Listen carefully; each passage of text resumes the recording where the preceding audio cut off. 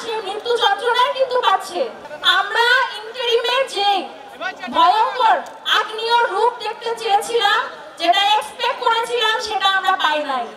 আমরা চাবো ইন্টারিম আরো বেশি শক্ত হাতে বিপ্লবী রূপ ধারণ করে আসুক। আমরা চাবো ইন্টারিমের বিপ্লবী রূপ। আমরা লুতুপুতু সরকার চাই না, আমরা চাই বিপ্লবী সরকার। কেন এখন পর্যন্ত সরকারের বিপ্লবী রূপ আমরা দেখলাম না?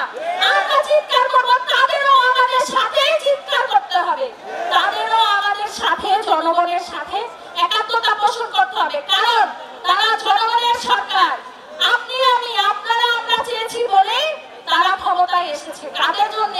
আমার ভাইদের রক্তের উপর পাড়া দিয়ে, আমার এই যে শহীদ আহত ভাইরা সামনে আছে, তাদের হাত পায়ের উপর পাড়া দিয়ে তারা বসে আছে। ততক্ষণ পর্যন্ত এই বাংলার মাটিতে আমার প্রত্যেকটা শহীদ ভাইয়ের খুনিদের জনসম্মুখে ফাঁসি না হচ্ছে, যদি জনসম্মুখে ফাঁসি না দেওয়া যায়, নিয়ম না থাকে, আমরা লাইভ দেখতে চাই।